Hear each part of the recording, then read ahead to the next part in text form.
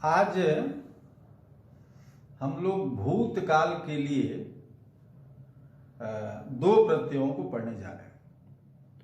हालांकि हम लोगों ने अभी भूतकाल के लिए लंग लकार पढ़ा है और लंग लकार के अतिरिक्त वर्तमान काल में स्म का प्रयोग करके ही वाक्य को भूतकाल का बनाया था। और हम आगे भी कुछ लकारों को, लीट को, लुंग को भूतकाल के लिए पढ़ेंगे। लेकिन अभी जब प्रत्ययों का क्रम चल रहा है तो उसमें दो प्रत्यय भूतकाल के अर्थ में हैं। एक है क्त और एक है क्तवतु। तो अक्त और क्तवतु ये दोनों प्रत्यय भूतकाल के अर्थ में होते हैं। दोनों को एक साथ न पढ़ा करके आज हम अक्तवतु की चर्चा करते हैं। अक्त बाद में कर लेंगे। अक्तवतु जो प्रत्यय है उसमें तवतु ये बचता है, तवत बचता है शेष। धातु से जब उसका आप उसको लगाते हैं धातु में तो बन जाएगा, जैसे मान लीजिए पठ धातु है और उसमें आपने लगाया क्तवतु प्रत्यय तो बना पठितवत। अब जिस प्रकार मैंने इसके पिछले वीडियो में चर्चा की थी कि इन शब्दों को आप देख लीजिएगा, भवत शब्द है, नदी है, जगत है, क्योंकि इनके रूप उसी तरह के चलेंगे। तो जिस प्रकार भवत शब्द है और उसके रूप होते हैं भवान, भवन्तौ, भवन्तः, भवन्तम, भवन्तौ, भवतः, भवता, भवद्भ्याम, भवद्भिः, उसी प्रकार जो पठितवत शब्द बना, जो पठितवत क्रिया बनी, उसका रूप होगा पुल्लिंग में भवत शब्द के समान और उसका रूप होगा स्त्रीलिंग में नदी के समान, भवती शब्द के समान, और उसका रूप होगा नपुंसक लिंग में जगत शब्द के समान, जगत, जगती, जगंती।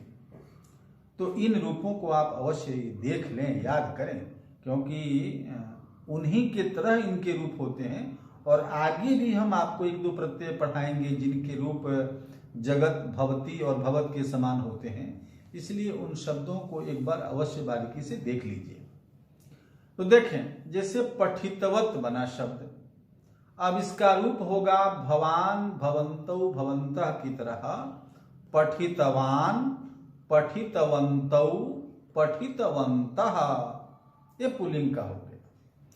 हम एक रूप चला रहे हैं, सभी विभक्तियों में रूप चलेंगे, हम आपको प्रयोग से बताएंगे उसको। स्त्रीलिंग में रूप होगा नदी, नद्यौ, नद्यः, उसी तरह से पठितवती, पठितवत्यौ, पठितवत्यः। और नपुंसक लिंग में, हालांकि पठ का नपुंसक लिंग में रूप क्या चलाएंगे, मान लीजिए आपने गम धातु का ले लिया तो गतवान, गतवन्तौ, गतवन्तः, उसी का गतवती, गतवत्यौ, गतवत्यः। और नपुंसक लिंग में होगा जगत, जगती, जगंती, गतवत, गतवती, गतवंती, ये रूप होंगे। सभी धातुओं का नपुंसक लिंग में प्रयोग हो, स्त्रीलिंग में प्रयोग हो, कोई आवश्यक नहीं है, लेकिन आपको जानना चाहिए। जैसे पठ धातु है, इसका क्या प्रयोग करेंगे नपुंसक लिंग में। जैसे मान लीजिए कोई लड़का पढ़ता है तो पठितवान, कोई लड़की पढ़ती है तो पठितवती। अब जिसको आप जानते हो कि ट्रांसजेंडर है तो उसके लिए आप प्रयोग कर सकते हैं पठितवत का, लेकिन अब तो आने भी लगा, तो कॉलम भी आने लगे ट्रांसजेंडर के लिए। खैर, तो अब देखें, इसका प्रयोग मैंने कहा था कि भूतकाल के अर्थ में प्रत्यय होते हैं, तो भूतकाल में होगा। तो आपने जो लकार में पढ़ा था उसमें चाहे कर्ता में बदलाव हुआ, क्रिया वही रहती थी, चाहे किसी भी लकार में। बालिका भी पठती और बालकः भी पठती, बालका, बालकः पठिष्यति, बालिका पठिष्यति। तो क्रिया में कोई बदलाव लिंग के अनुसार नहीं होता था, कर्ता बदल गया, क्रिया वही रहती थी। तो पठती का अर्थ पढ़ती है और पढ़ता है दोनों होता है। लेकिन प्रत्ययों की क्रिया में कर्ता के साथ साथ यही बदलेगा, तो इनका प्रयोग होता है विशेषण के रूप में भी और क्रिया के रूप में। जब विशेषण के रूप में होंगे तो इनका सभी विभक्तियों में प्रयोग होगा, सभी वचनों में प्रयोग होगा, और यदि क्रिया के रूप में रहेंगे तो प्रथमा का प्रयोग होगा। अब देखें, जैसे पठ का लिया आपने, तो पठितवान, पठितवन्तौ, पठितवन्तः। एक सुविधा है, जैसे लकार की क्रिया में त्वम के साथ पठसि, युवाम के साथ पठथः और यूयम के साथ पठथ, ये बात यहां नहीं है। यहां चाहे त्वम हो तो भी पठितवान, अहम है तो भी पठितवान और सह है तो भी पठितवान। तो मान लीजिए आपने बालकः ले लिया करता, लड़के ने पढ़ा, तो आप इसका अनुवाद बनाएंगे लंग लकार में बालकः अपठत, और उसी का यदि आप बनाएंगे प्रत्यय में तो बालकः पठितवान, ये प्रत्यय का वाक्य। अब तो प्रत्यय से वाक्य बना, तो बालकः पठितवान, एक बालक है, और दो हो गया बालकौ, तब क्या होगा पठितवन्तौ। क्यों कि इसके रूप होते हैं भवत के समान, भवान, भवन्तौ, भवन्तः, पठितवान, पठितवन्तौ, पठितवन्तः। तो बालकः पठितवान, बालकौ पठितवन्तौ और बालकाः पठितवन्तः, ये हुआ।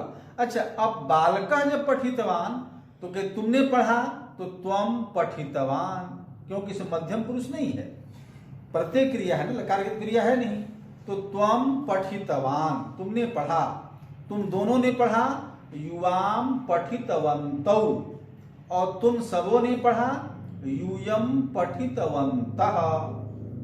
मैंने पढ़ा तो अहम पठितवान, हम दोनों ने पढ़ा, आवाम पठितवन्तौ, और हम सबों ने पढ़ा तो वयम पठितवन्तः, ये होगा। स्त्रीलिंग में देख लें, बालिका ने पढ़ा, तो कोई कर्म भी ले लीजिए, ग्रंथ ले लीजिए, तो बालिका ग्रंथम पठितवती। द्विवचन में बालिका बालिके होता है, तो बालिके ग्रंथम पठितवत्यौ, ये सब कर्तृवाच्य में हो रहा है ना, इसलिए यह तौतु प्रत्यय कर्तृवाच्य में होता है, और इसलिए कर्म में द्वितीया और क्रियाकर्ता के अनुसार, तो बालिका ग्रंथम पठितवती, बालिके ग्रंथम पठितवत्यौ और बालिकाः ग्रंथम पठितवत्यः, लड़कियों ने ग्रंथ पढ़ा। इसी तरह से अब आप लकार में, ये तो हो गया, इतना तो आप लकार ही बना सकते थे लंग लकार कि बालिका अपठत, बालिके अपठताम, बालिका अपठन, ये हो सकता है। लेकिन मैंने इसके पिछले प्रत्यय में बताया था कि वो सहायक क्रिया के रूप में आप लकार की क्रियाओं का भी प्रयोग करेंगे प्रत्यय की क्रियाओं के साथ। अब यदि यह वाक्य आया कि लड़के ने ग्रंथ पढ़ा है, तब इसी पठितवान में आप सहायक क्रिया अस धातु की वर्तमान काल की लगाएंगे। तो लड़के ने ग्रंथ पढ़ा है, तो पढ़ा तक तो आपने अभ्यास किया कि बालकः ग्रंथम पठितवान, और है के लिए अस्ति, क्योंकि बालक एक है, तो बालकः अस्ति, तो बालकः ग्रंथम पठितवान अस्ति, लड़के ने ग्रंथ पढ़ा है। और दो आ गए, तो बालकौ ग्रंथम पठितवन्तौ स्तः, दो लड़कों ने ग्रंथ पढ़ा है, और लड़कों ने ग्रंथ पढ़ा है तो बालकाः ग्रंथम पठितवन्तः सन्ति। उसी तरह से लड़की ने ग्रंथ, बालिका ने ग्रंथ पढ़ा है तो बालिका ग्रंथम पठितवती अस्ति, बालिके ग्रंथम पठितवत्यौ स्तः और बालिकाः ग्रंथम पठितवत्यः सन्ति, ये प्रयोग हो। भविष्यत काल के लिए भी क्रिया आएगी सहायक में, जैसे लड़के ने ग्रंथ पढ़ा होगा, तब होगा ये सहायक क्रिया भविष्यत काल की आ गई।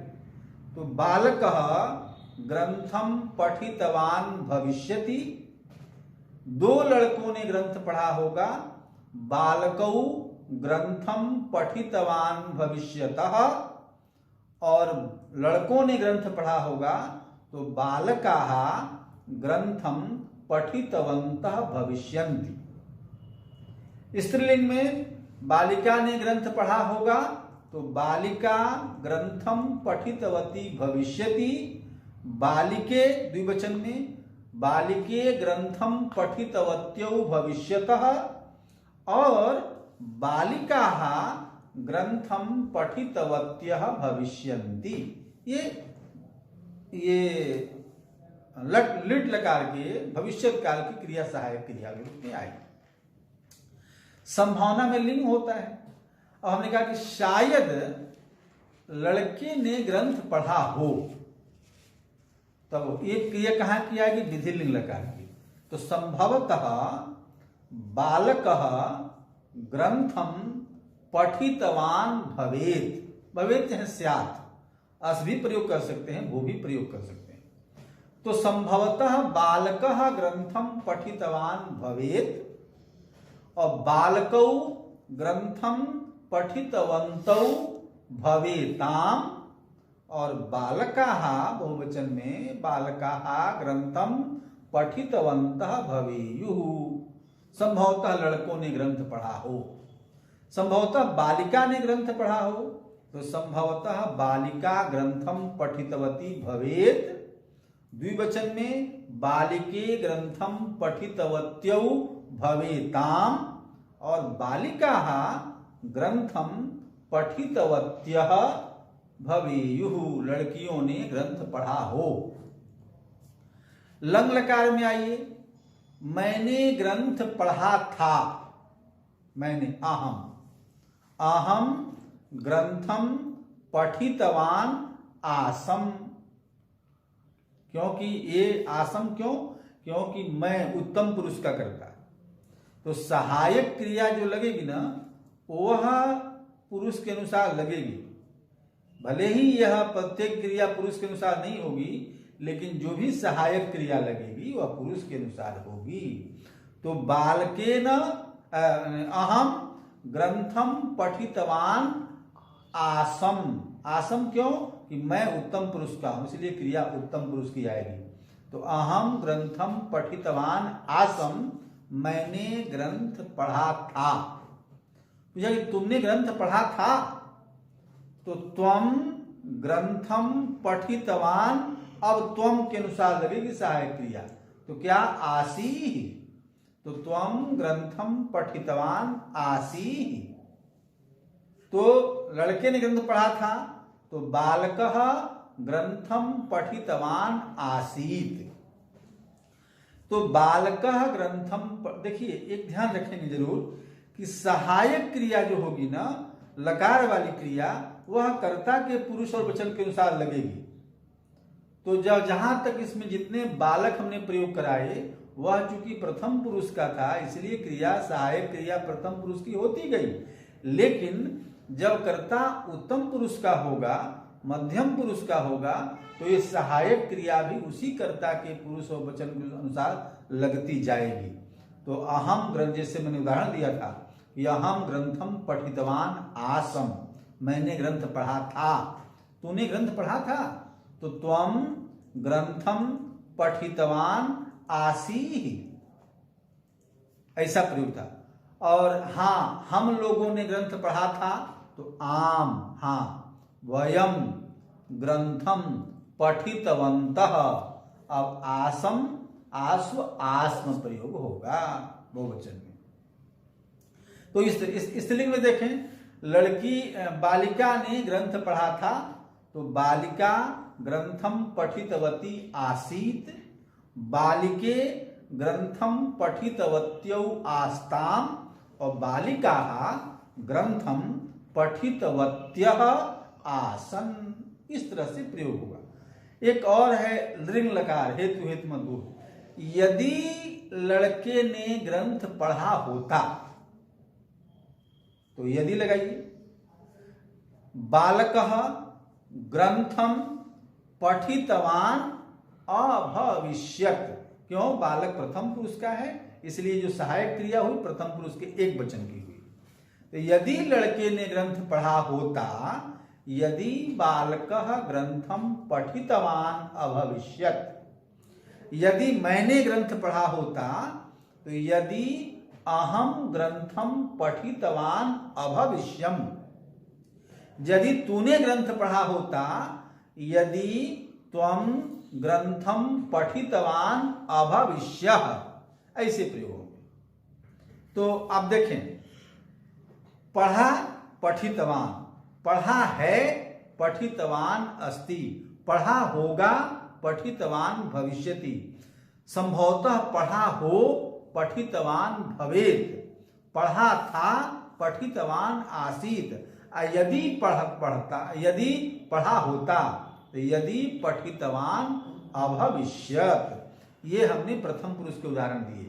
बाकी मध्यम पुरुष के, उत्तम पुरुष के आप स्वयं उसी अनुसार बना करके वचन के अनुसार, पठितवान तक तो वही रहेगा। जो हेल्पिंग वर्ब सहायक क्रिया है वह बदलेगी और वह कर्ता को देख करके बदलेगी। ठीक है, तो इस तरह से इसके आप प्रयोग करेंगे। तो अब और भी धातुओं का देख लीजिए। नपुंसक लिंग में हमने प्रयोग कराया, जैसे पानी आ गया। अब पानी का होता है जल, तो जल तो नपुंसक लिंग में है, इसलिए पठ का प्रयोग भले न हो, गम का तो होगा। तो जैसे शहर में पानी आता है टाइम से, पानी आ गया हला हुआ, तो जलम अब आगतवत, जगत की तरह। जलम आगतवान नहीं होगा, जलम आगतवती भी नहीं होगा, क्योंकि जल नपुंसक लिंग का है। तो जलम आगतवत, जगत की तरह। रूप होता है जगत, जगती, जगंती। उसी तरह से आगतवत, आगतवती, आगतवंती। तो जलम आगतवत, मानिए दो तरह का पानी आया, तो जले आगतवती और जलानी आगतवंती। हालांकि जलानी प्रयोग नहीं होता है, जल से ही पूरा काम चल जाता है। तो इस तरह से प्रयोग होता है। किसी ने आपने कहा कि दही ले आओ, तो आप ऐसे बोलते हैं कि दही आ गया, बोलते हैं। तो दधी, अब दधी नपुंसक लिंग का है, तो दधी आगतवत, ऐसा प्रयोग करेंगे।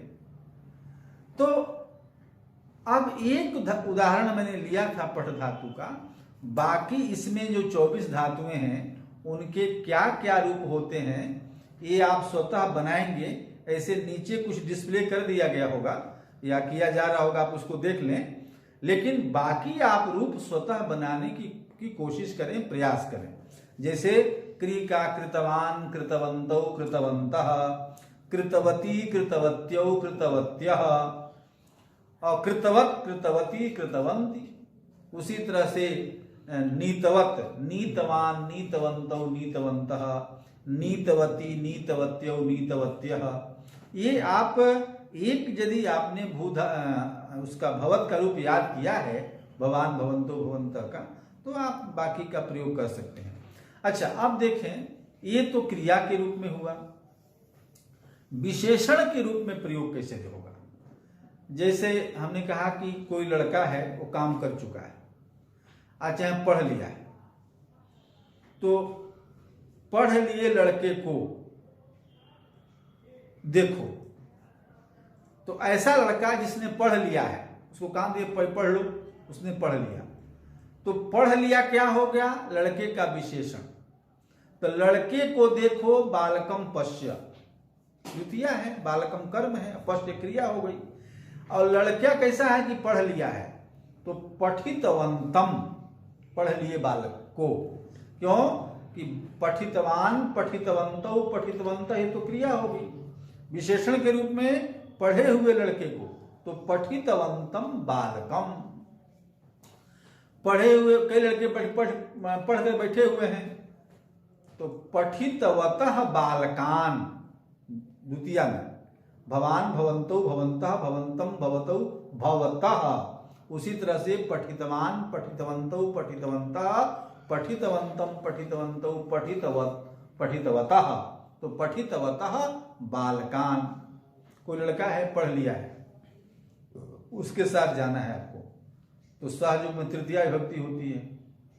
तो पठितवता, भवता की तरह, पठितवता बालके न, कोई लड़का है जिसको आपने कह दिया भैया पढ़ लो तो लड्डू देंगे, अब उसने पढ़ लिया, अब उसको लड्डू देना है, तो पठितवते बालकाय, ऐसा लड़का जिसने पढ़ लिया है तो पठितवते बालकाय, जो लड़के हैं कुछ पढ़ के बैठे हुए हैं, तो लड़के बैठे हुए हैं और कैसे हैं वो, उनको काम दिया गया था अध्ययन का, उन्होंने अध्ययन कर लिया है, तो पठितवत्सु बालकेषु, पठितवत्सु बालकेषु, पढ़ लिए हैं ऐसे लड़के जो बैठे हैं यहाँ। तो इस तरह से सही षष्ठी का बहुवचन प्रयोग देखिए, पढ़े हुए लड़कों का, पढ़े हुए लड़कों का, पठितवताम बालका नाम, पठितवताम बालका नाम, ऐसा प्रयोग होगा।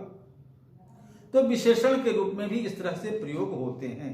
उसी तरह से स्त्रीलिंग में भी होगा, कोई लड़की है पढ़ ली है, उसको मिठाई देना है, तो अब नद्य ही होता है चतुर्थी एक वचन में, और दा के युग में चतुर्थी होगी, तो पठितवत्यै बालिकायै। लड़की है, कई लड़कियां हैं पढ़ लिए बैठी हुई हैं और उनमें कहना है तो पठित नदीषु पठितवतीषु बालिकासु। इस तरह के प्रयोग होंगे विशेषण के रूप में। प्रयोग होते हैं, कम होते हैं, लेकिन आपको आना चाहिए, यदि प्रयोग करना चाहें तो इस तरह से करें। तो देखें, आप इसका ध्यान रखें कि इसका रूप होगा हमेशा भवत शब्द के समान, इसलिए आपको भवत का रूप याद होना चाहिए। और इसके अच्छी तरह से अभ्यास करने के लिए आप खुद रूपों को कॉपी में लिखें, भवान भवंतो भवंता की तरह, पठितवान पठितवंतो पठितवंता, और स्त्रीलिंग में पठितवती पठितवत्यो पठितवत्यः, और नपुंसक लिंग में जगत के समान जगति जगत जगती जगंती, पठितवत पठितवती पठितवंती। तो जगत भवत और भवती या नदी, इनके रूप आपको याद होने चाहिए, और इस तरह से इनका आप प्रयोग करके अपनी वाक्य क्षमता को और बढ़ाएं। सहायक क्रिया के रूप में आपको मैंने बता ही दिया कि लकारों की क्रियाओं का प्रयोग करें। तो इस तरह से इसका प्रयोग करके आप अपने संस्कृत ज्ञान को व्यापक रूप में विस्तृत कर सकते हैं। और इसके बाद अब फिर मैं जो अक्ता की चर्चा करूंगा, तो वो कर्मवाच्य में होता है, उसकी चर्चा हम कल कर लेंगे। उसको कैसे याद करना है, कैसे तैयार करना है, और उसकी किस तरह की हिंदी होगी। लेकिन इसके पहले इसका अब कुछ दिन तक इसका अच्छा अभ्यास करें। गया, ये सरल है कहना, मैं आया हूं, अहम आगतवान अस्मि, मैं वह आया है, सह आगतवान अस्ति, तुम आए हो, तुम आगतवान असि, तो खूब सा आगतवती अस्ति, खूब इसका अच्छा प्रयोग करें, अधिक से अधिक व्यवहार में लाएं। लकार की अपेक्षा ज्यादा सरल होता है बोलने में, और आपको इसका अच्छा अभ्यास भी हो जाएगा। बहुत बहुत धन्यवाद, और कल आपको हम फिर बताते हैं अक्ता प्रत्यय के बारे में। बहुत बहुत धन्यवाद।